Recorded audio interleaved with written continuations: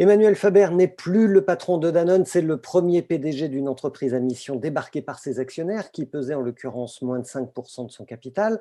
Ça pose des questions de fond sur cette mission des entreprises que la loi française depuis 2019 rend plus importante que la seule finalité du profit.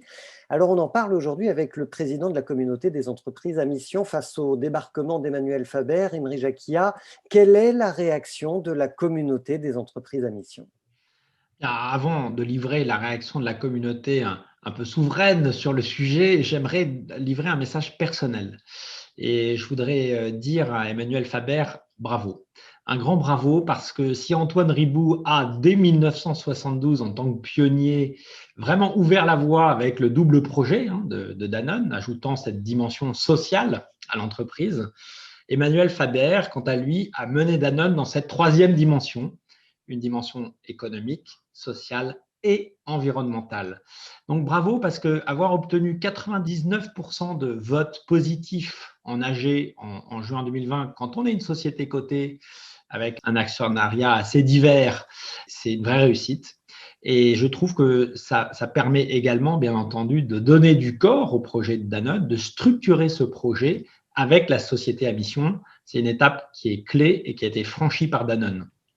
Ensuite, sur le point de vue de la communauté, on se garde d'abord, je dirais, de réagir à chaud et de juger. OK, il y a eu l'éviction d'Emmanuel Faber. Est-ce que c'est vraiment en lien avec la société à mission ? Pas du tout, on n'y croit pas une seconde. Je pense que ce qui est remis en question là, ça n'est absolument pas les 99% de votes favorables des actionnaires. Alors peut-être qu'il y a le 1%, qui est puisque le seul fonds qui n'a pas voté à l'AG de 2020, c'est le fonds Artisan Partner, il faut le nommer, un peu fonds activiste. Alors eux, je pense qu'ils n'ont pas changé d'avis, même si dans la presse, ils disent eux aussi ne pas remettre en question le vote de l'AG de 2020 et donc la qualité de société à mission. Et d'ailleurs, le nouveau président Gilles Schnepp a adressé hier un message aux salariés et aux actionnaires, marquant son attachement à la qualité de société à mission. Donc, ce qui est en jeu là, c'est ce qui se passe de manière assez classique dans les entreprises. Un conseil d'administration qui est plus tout à fait aligné avec le dirigeant, une divergence sur la stratégie qui s'est cristallisée autour du personnage Emmanuel Faber, parce que effectivement, c'est un personnage, il a du caractère et il en faut, et il faut du courage pour se lancer dans ce chemin-là. Il est long, il y a parfois des injonctions contradictoires entre le court terme et le long terme, on va en parler. Il était sans doute un peu isolé face à des actionnaires qui souhaitaient de meilleurs résultats, qui n'étaient pas alignés avec une stratégie et qui réclament même, pour certains, je l'ai lu dans la presse, plus d'investissement marketing sur les marques. Donc, vous voyez, on est très loin du sujet de la société à mission. Là, on est vraiment sur des divergences de point de vue qui sont plus liées à une crise de gouvernance assez classique, somme toute, dans les grandes entreprises comme dans les entreprises de taille moyenne. Mais alors, quand on voit qu'un fonds activiste qui a 1% du capital arrive à débarquer un PDG comme Emmanuel Faber, est-ce qu'on ne se dit pas qu'il y a un problème de gouvernance? Est-ce que les fonds d'investissement, finalement, ne viennent pas de siffler la fin de la partie en disant « Ok, on s'est bien amusé avec la société à mission, maintenant il y a le rappel à l'ordre ». Autrement dit, est-ce que les autres entreprises à mission qui sont dans votre communauté aujourd'hui sortent fragilisées de la mésaventure d'Emmanuel Faber? Alors, je ne le constate pas. Il n'y a vraiment pas de risque de découragement face à une vague de fonds qui est celle de l'entreprise qui s'engage. On a, comme vous le savez, avec la communauté des entreprises à mission, lancé un observatoire des sociétés à mission. On a alors sorti un premier baromètre au mois de janvier. On va le ressortir la fin mars. On observe une multiplication par 3 du nombre de sociétés à mission en France depuis 6 mois, malgré tout, c'est-à-dire malgré Danone, malgré la crise de la Covid. On aurait pu imaginer que les entreprises mettent un peu en pause leur démarche. C'est pas du tout ce qui se passe.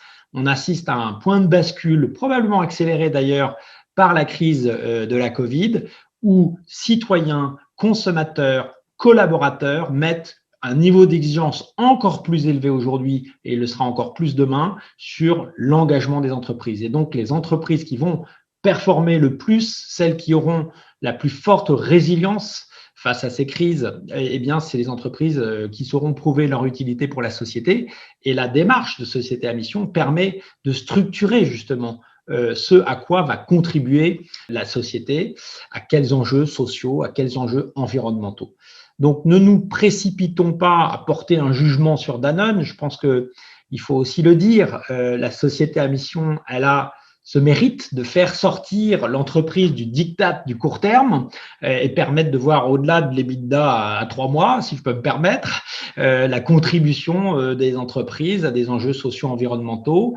Donc, ne jugeons pas non plus nous-mêmes les résultats d'une entreprise au bout de 6 mois, alors qu'elle vient à peine d'adopter la qualité de société à mission, alors qu'en France, la loi Pacte, les premiers décrets ne sont apparus qu'en janvier 2020 et qu'on sait que c'est un chemin qui est long, hein, ne serait-ce que pour formuler sa raison d'être, la traduire en objectif de mission, créer un comité de mission, faire adopter par les actionnaires pour intégrer dans les statuts la mission, c'est un chemin qui est long.